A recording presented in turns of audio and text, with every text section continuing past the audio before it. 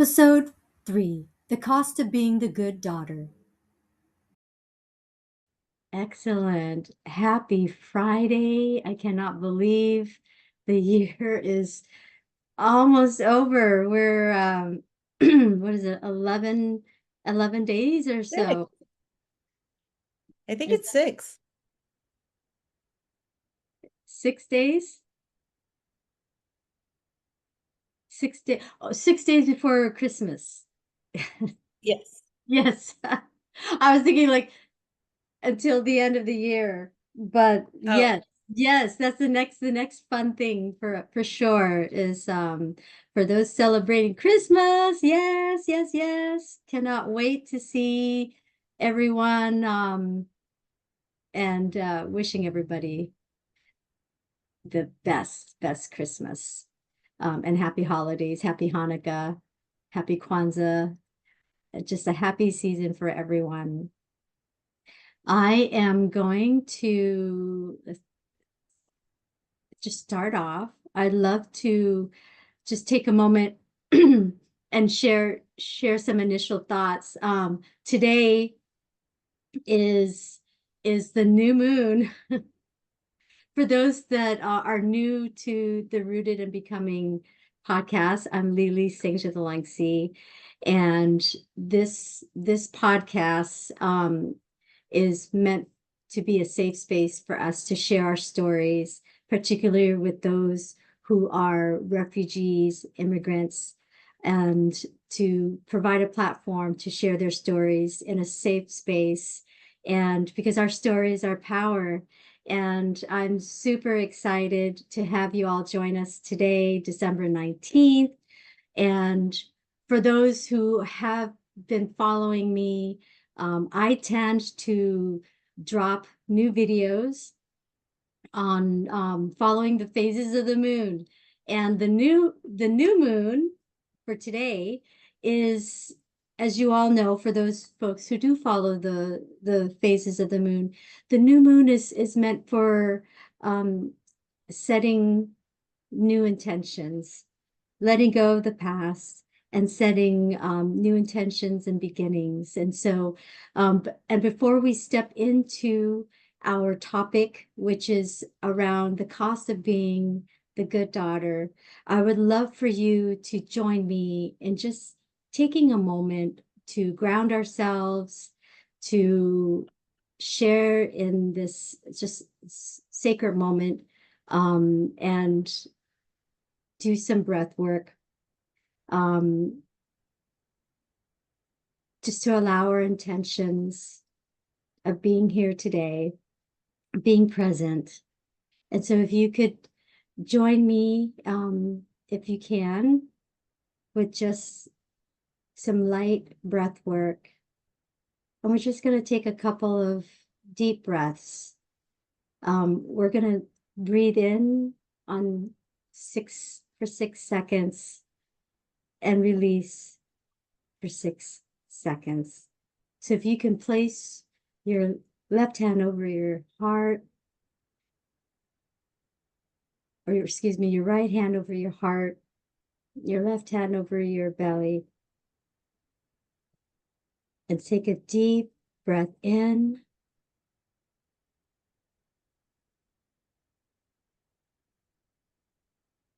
and out. 2, 3, 4, 5, 6. Once again, deep breath in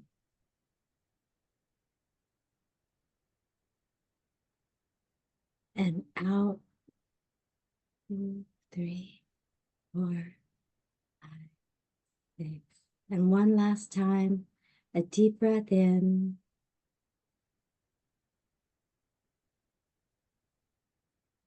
and out.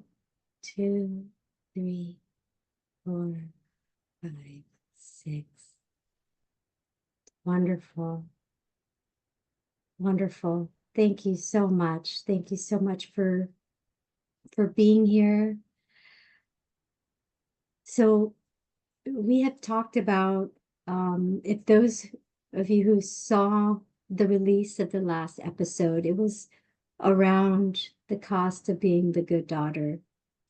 And this topic is a very personal one because I was able to interview my sister Malay Tran, who had played that role of the good daughter, of being the eldest, in particular, where she had that pressure of being the responsible one, the one that was the peacemaker, the one that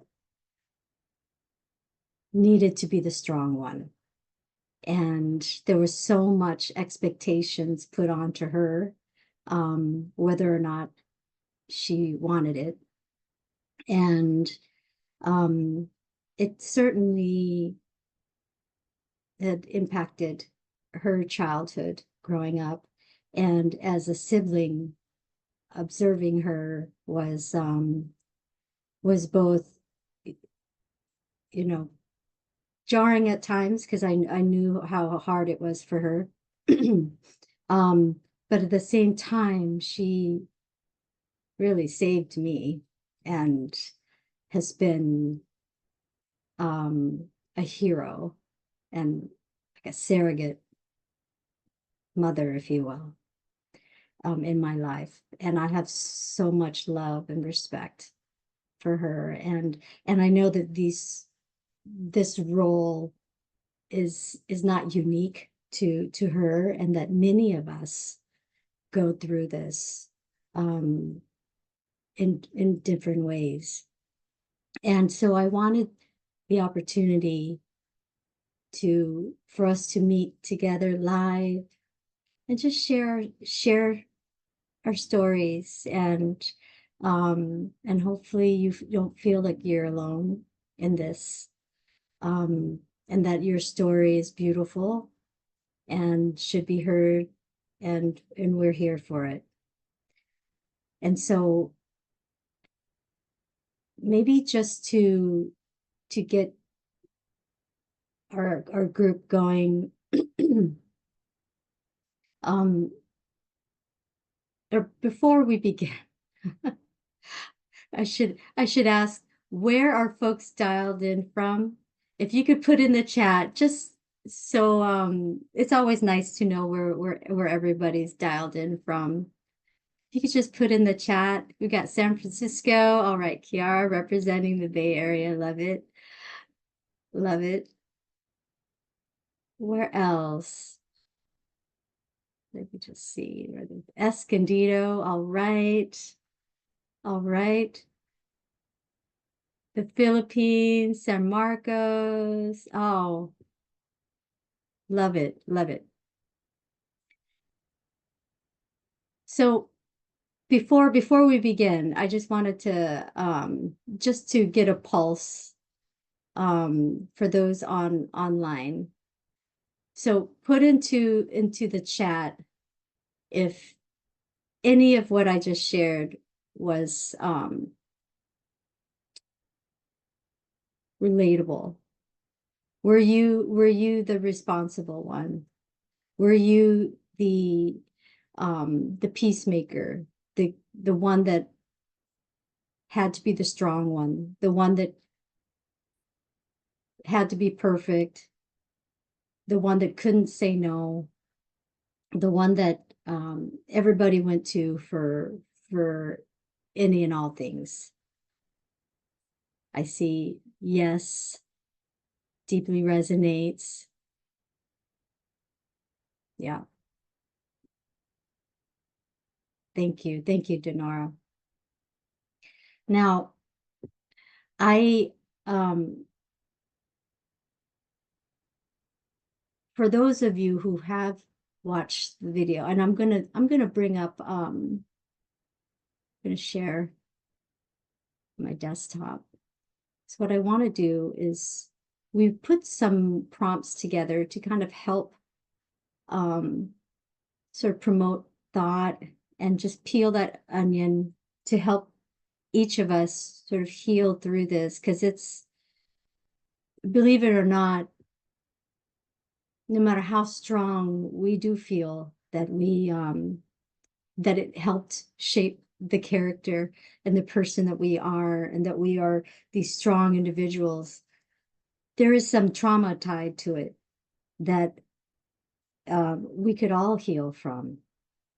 Um, so what I want to do is share my screen. Okay, let me know if you can see it. Can you see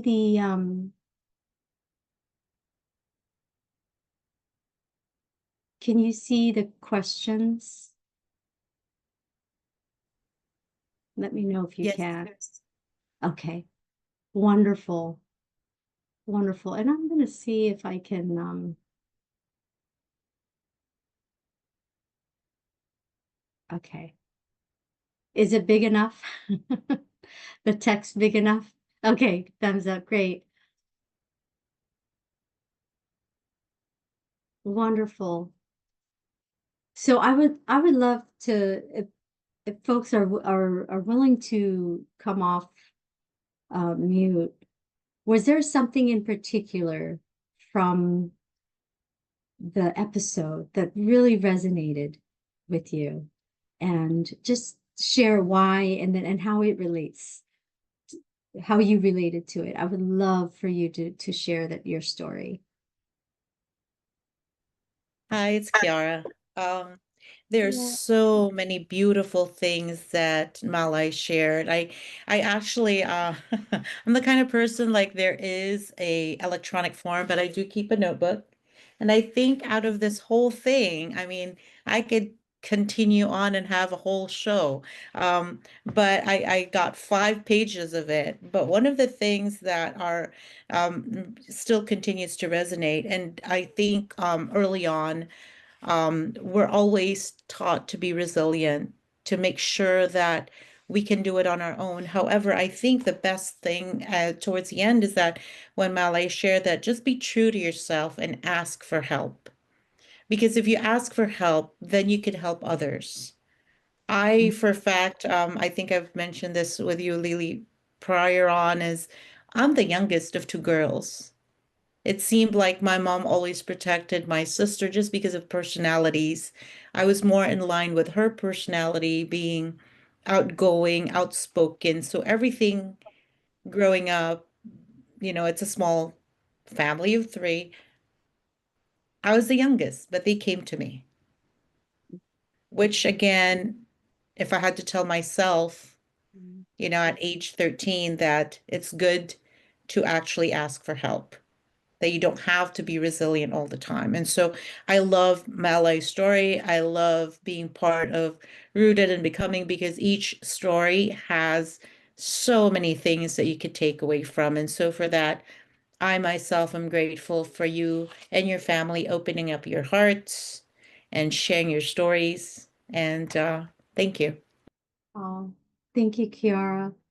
I may I ask you a question just about your story. Sure.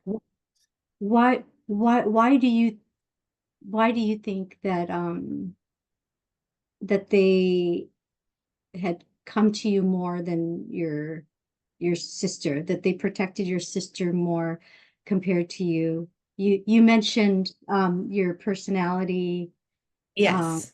just like your characteristics, right? So what do Yes. you think about it that made you sort of less protected?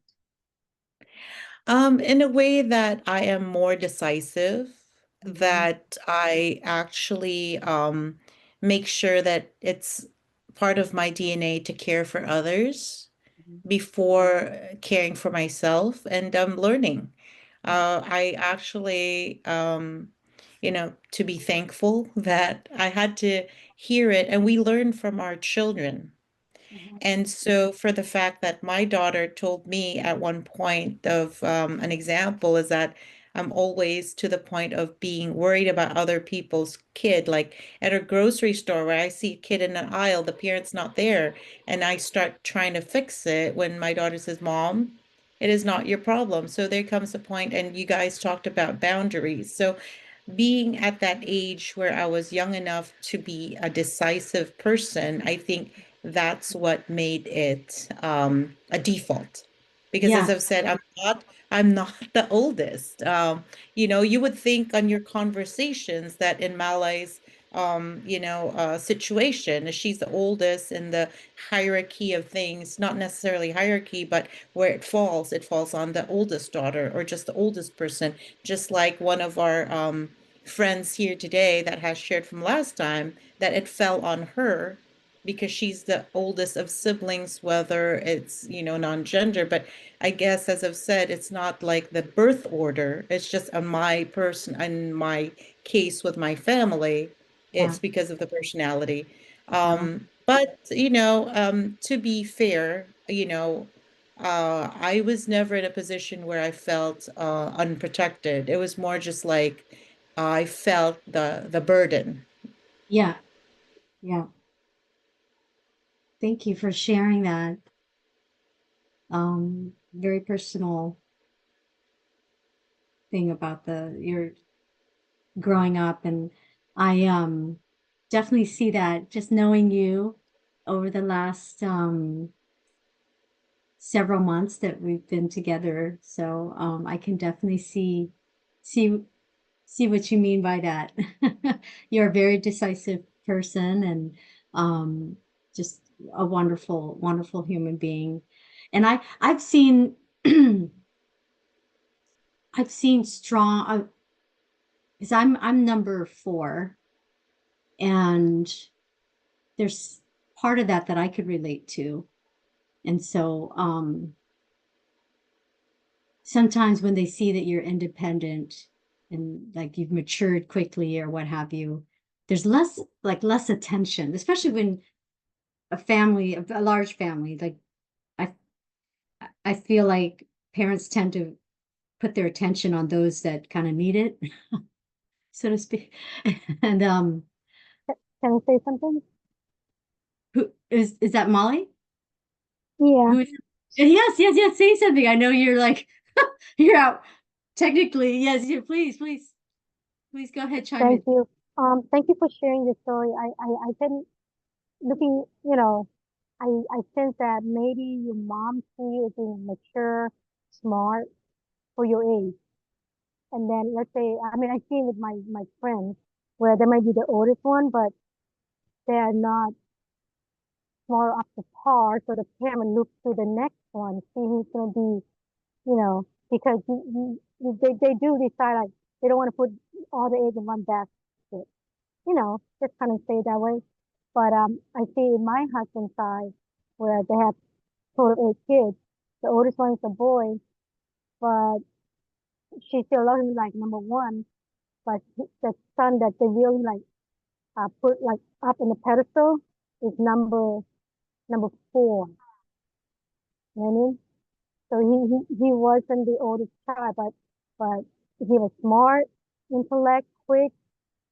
So it's a little different. I think parents. I mean, I see I myself do it too, where you say, okay, if it doesn't matter, you grew up in the U.S., you still have that Asian in you. Where, all right, who's gonna be taking over when I'm no longer walking on Earth? You know what I mean? So I kind of you still kind of look and see who's really the one might take over. I mean, I try not to do it, but I have no choice because my son is autistic. So I have to kind of let my daughter know, you're going to be watching over him, but I will provide everything that you need. You know what I mean? Yes, I understand where you're coming from. So parents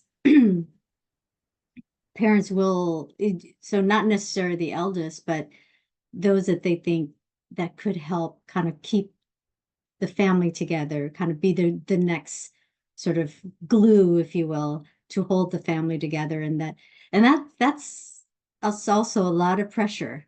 So what uh Kiara has expressed, still a lot of pressure to have on your shoulders. Um and I think, or at least for myself, and I've heard from others who've essentially were tapped to take on that role.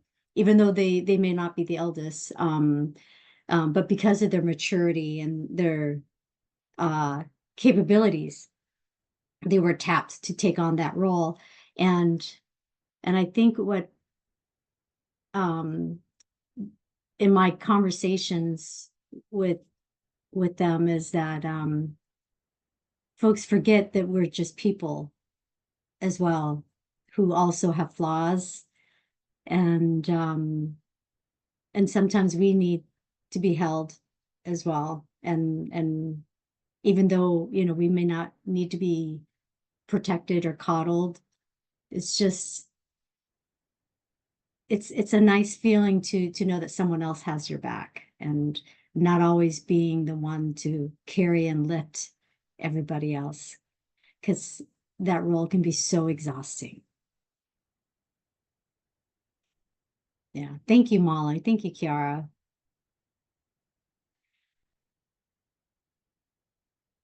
So anyone else would like to share from the Oh, I episode? see. I just wanted to welcome Penny. Where are you dialing from, Penny? Hi everyone, thank you. Sorry I'm not on camera. I don't look my best right now. It's my first time joining. I'm calling in from Atlanta, but I'm actually a San Diego native. I moved here about 11 years ago to take care of my mom after my dad passed. So thank you for having me. I love hearing everyone's story here. It's so relatable and so validating. Thank you, Penny, for sharing and joining us. And well, native San Diegan, and you are now taking care of your mom. And is there anything that you would like to share? You mentioned that this topic is very validating, and we'd love to hear your story if you're willing. Yeah, sure. It's a lot to share, and I think a lot of you all here, hits all the same points that we're all feeling or have seen, right? What I'll add is, I moved to Atlanta to care for her after my dad died. She passed away actually in 2023, so 2 years ago, and I never regretted the decision. Um, but I was, working full time as a corporate executive when I'm away. I even traveled, so I had to travel back and forth to care for her. And then at home, I was a full-time caretaker because it was understood. The experience I learned from that was everyone is right. I'm next to the youngest, but I've had to grow up really fast. And one of the reasons why I took on the role without even thinking twice, too, was because not only to try to save her, but also to save my other sisters. So I didn't have kids. I was working, so I had the financial means and the time. So I felt like, oh, I'll just come in and be the savior and a martyr, not only for my parents, but for my sister as well, who have kids and, Mhm. couldn't take the time off. So that burden became very heavy. And you lose yourself in the process. You lose your identity. Mhm. I'm in the process of kind of writing her biography after the Vietnam War, like her life here and what lessons I learned. The one Wow. thing I can gain from it is I have to restart and create my new identity, which is what I'm doing right now, and it's been quite a struggle because there's been a lot of trial and errors, and I don't have all the answers. Wow, how beautiful for one for you to do that for your family. And I can only imagine the just what you had gained from that experience, being with her in those final years, and now to capture that, and you're in the progress of capturing that, so that those memories and that history continues. I think that's so beautiful. Um, I can definitely relate, and when you mentioned like you like lose yourself and that identity in that process. Um, are there things that have you found that you're doing to help you regain that? Um, I don't know yet, because I I decided to rebuild my life um, by remarrying into a family, a man with children, because I wanted a family. But Mhm. there's a lot of heartache that comes with that, right? You get rejected as a step parent, and you end up losing yourself now into that family, and now you don't have an identity as a stepmom and as a devoted wife. Mhm. So I'm taking a step back right now. One is my health. You know, you go to the fundamentals. It's like, all right, you know, my Yeah. physical and mental health. And Yeah. then, okay, what else do I look to? What other purpose, right, in life is like, okay, my job. Okay, my next is my career. And then after Mhm. that, you're like, what else am I missing? You're like, I'm missing a love life. And if a love life becomes a struggle, then you're like, okay, maybe stronger friendships, stronger bond with other people. So then you start looking at hobbies, you know, and Mhm. try to fill those gaps because you've Mhm. given yourself so much, right? And then you get into this habit that you continue to give to other people as well. After your parents, now it's your husband, now it's your stepkids, and you end up becoming empty. I mean, you're not necessarily depressed or sad because you Yeah. have a lot of capacity to give, right? Because you have a big heart, you have the resources and the time to take on all of that.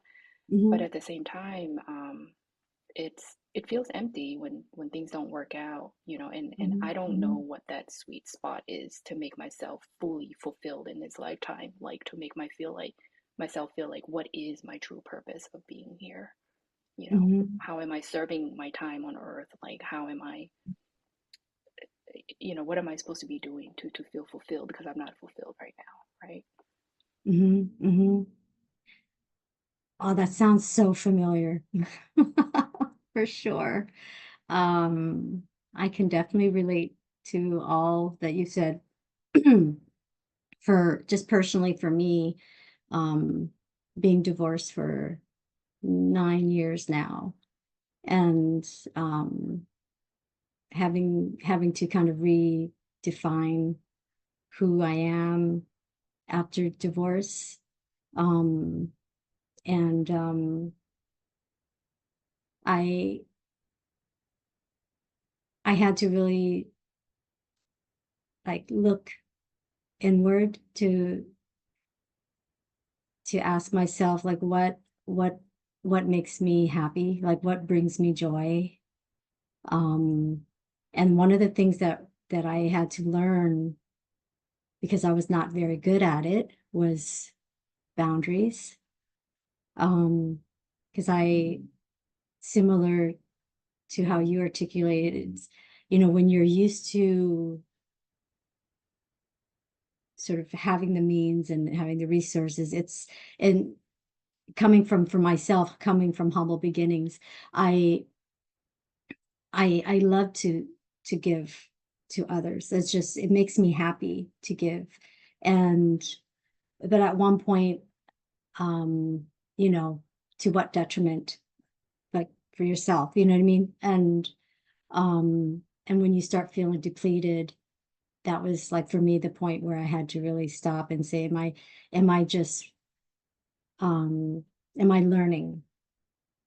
That was a question that I would ask myself. Am I taking the lessons that I have learned? Am I improving myself? And the question of what makes me happy. And that's helped me with trying to understand what my purpose is. Yeah. But thank you so much for your vulnerability and sharing all that. And look forward to reading that book when you have that. And hopefully there'll be some chapters highlighting um, your your story in that book as well.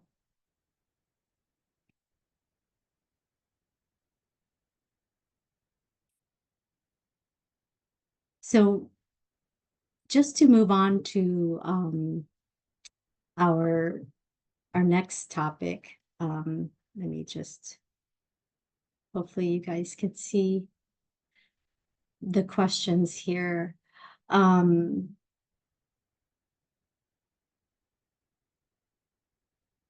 and I think we kind of talked about how it had mirrored the role of being the good daughter, how that had mirrored, it showed up in your life. I guess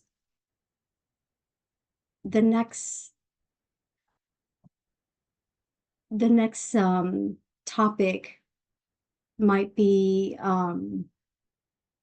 around just just to follow along with this the new moon and setting intentions. I would love to get folks' thoughts on how you might imagine if you could rewrite the story for yourself. Um,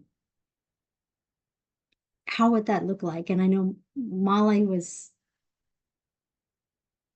in the interview, she talked about putting boundaries and asking for help. But how, and you could certainly, take that as it's helped her. But if you were to rewrite the script, like how would you rewrite it now? And maybe I can ask Kiara, if you don't mind, kind of sharing with us, how would you rewrite that script for yourself? I think honestly, just want to thank Penny for sharing. I know it's hard, like with myself, going back, losing a parent, it's year 5. Still, it's a roller coaster ride. And, with Lily and Malay and her family losing her dad. But rewriting the script, I'm actually, to be honest, I'm the kind of person that I don't go by the workbook.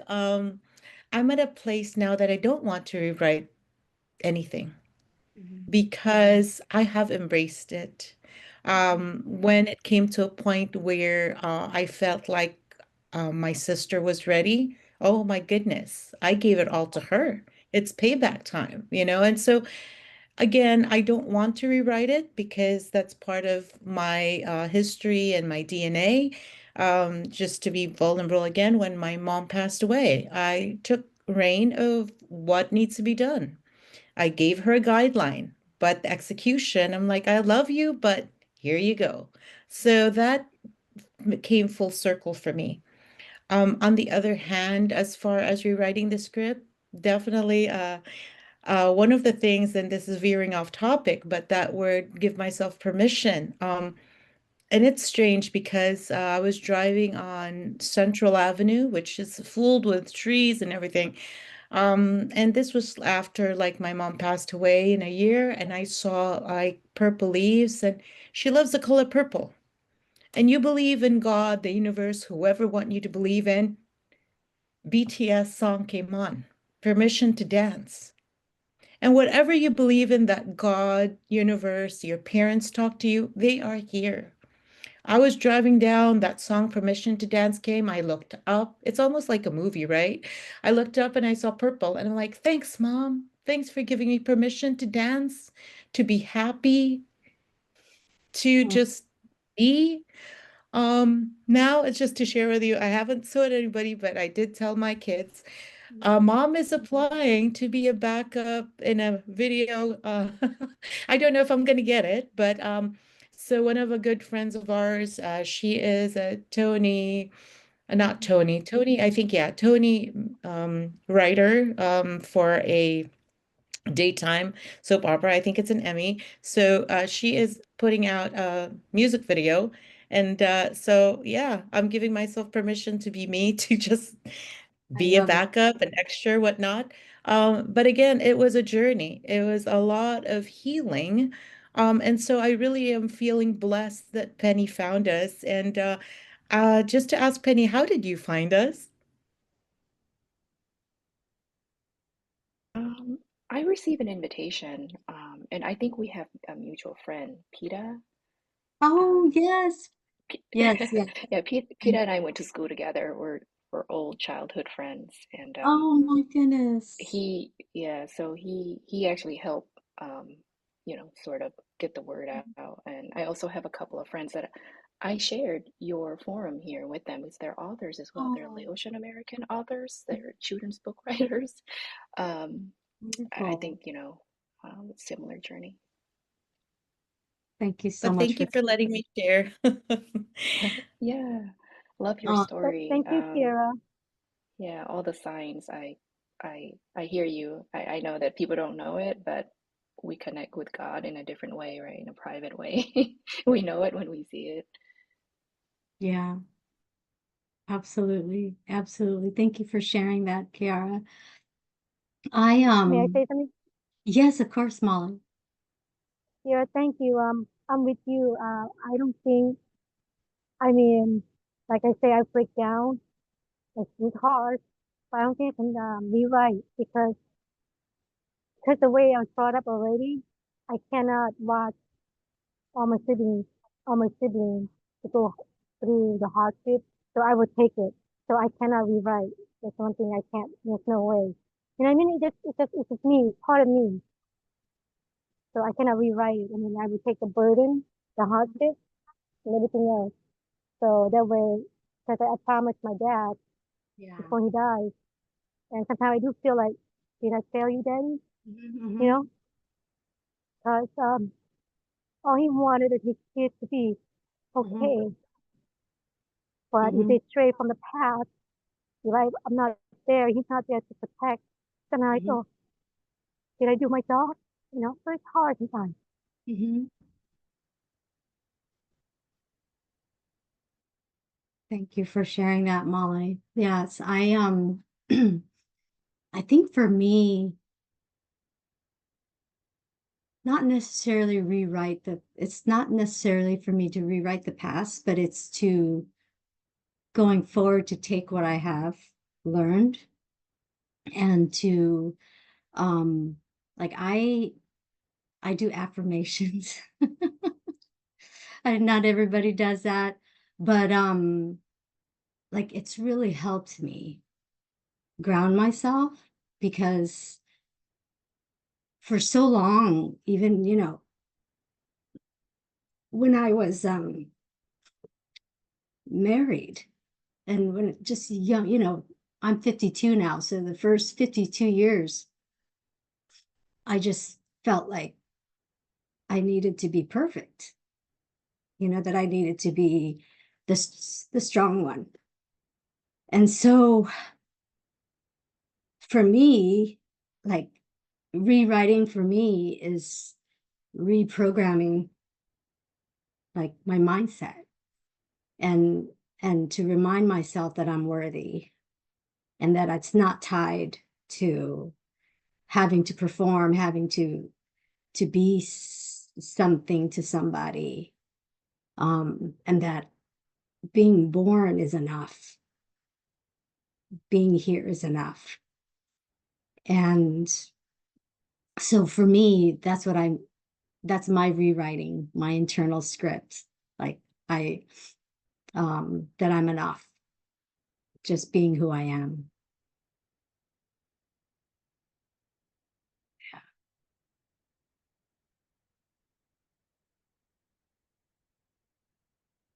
So maybe before we go on to the next question or prompt, uh, anybody else want to share how you might want to just rewrite the script for yourself?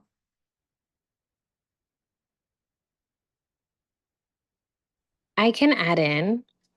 Yes, yes, please. I think that I'm in a different chapter in life than most of us in this Zoom and watching from wherever. But I think I'm in a position where I don't have kids yet. But I think that, I think you said it perfectly, where there's nothing in the past that is worth changing, because I think it takes away from who we are as people, and it almost says that even right now we're not enough. but that's not the case. Like, we are beautifully and wonderfully and fearfully made. And so I think going forward, like, thinking, how do I, as a parent, want to change the narrative so that future generations don't have to feel the sense of pressure and loss and, just the negative feelings that we're feeling now. Mhm.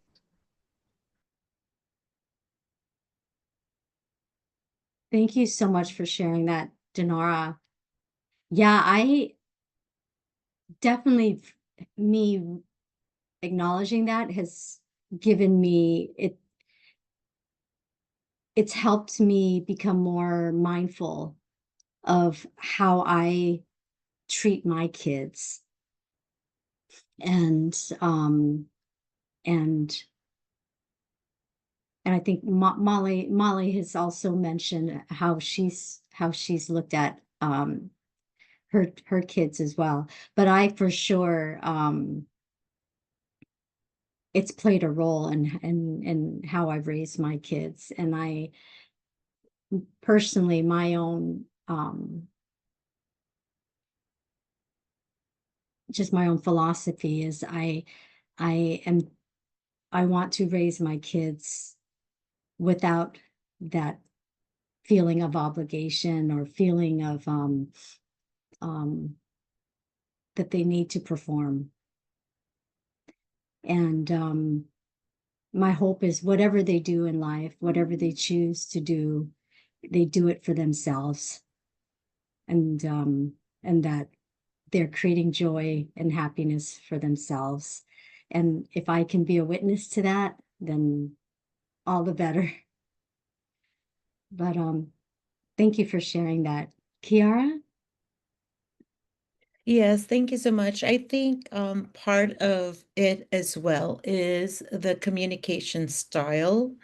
And I love this new generation and also culture.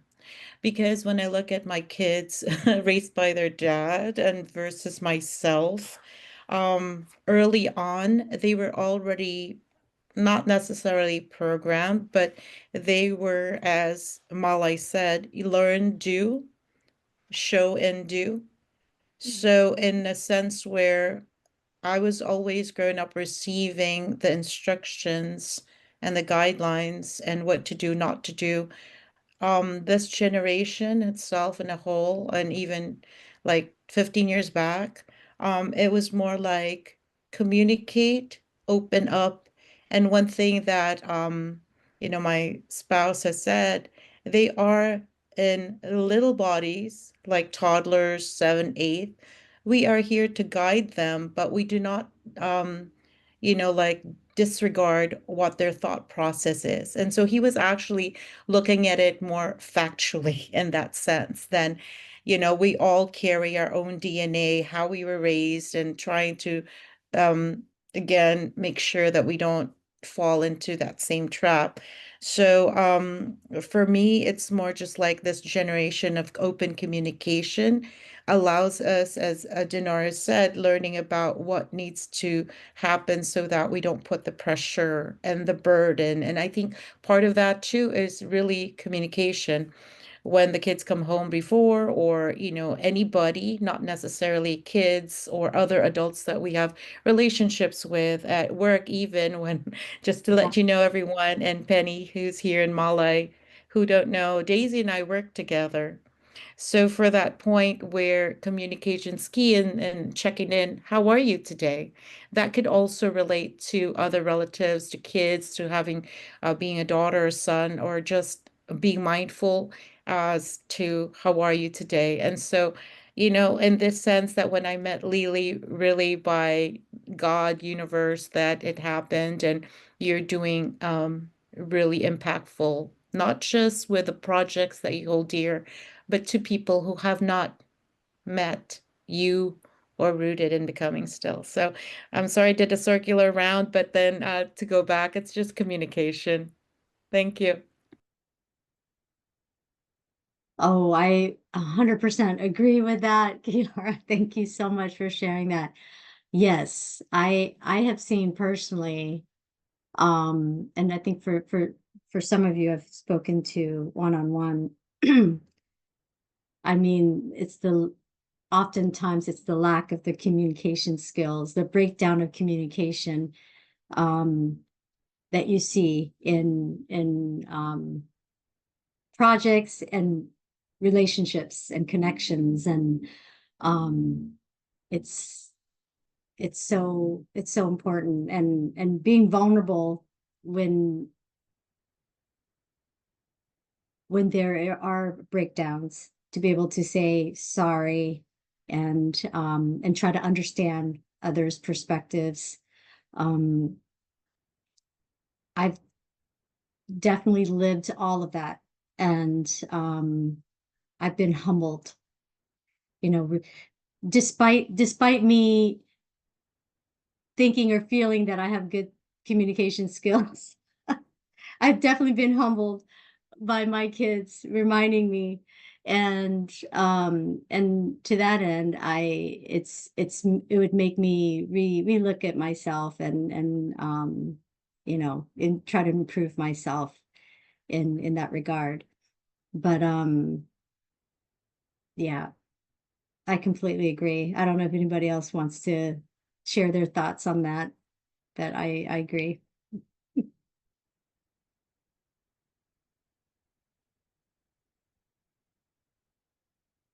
Wonderful. Um,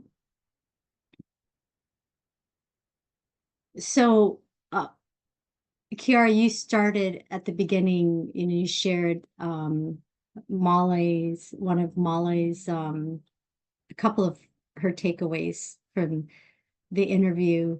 One being the show me and I can do, or, like show me how it's done, like teach me. And again, it's all tied to how we communicate and how we learn. Um, and to ask for help. Those are the things you mentioned that are taking away from the interview. I would love to ask if anybody else wants to chime in and add to that. That would be great.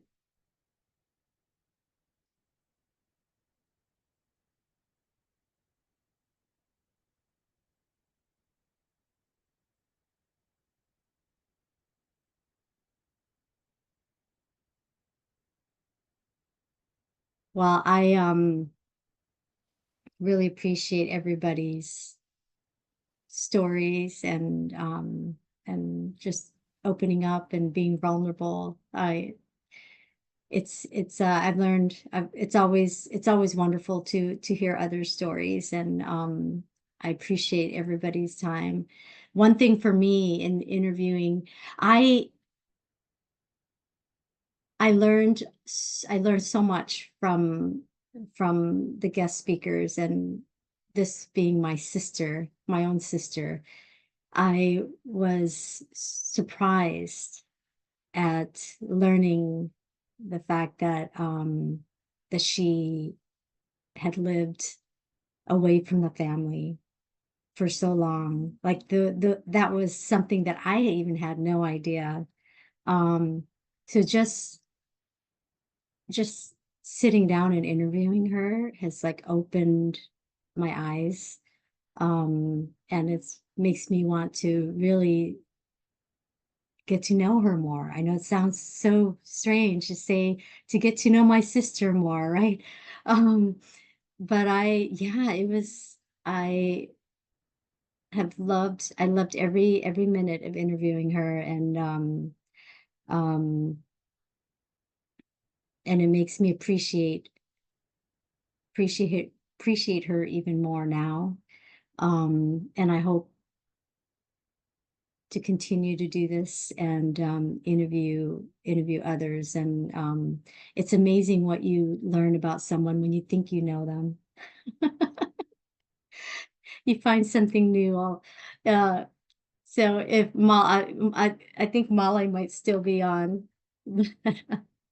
I was teasing I was teasing her that last weekend.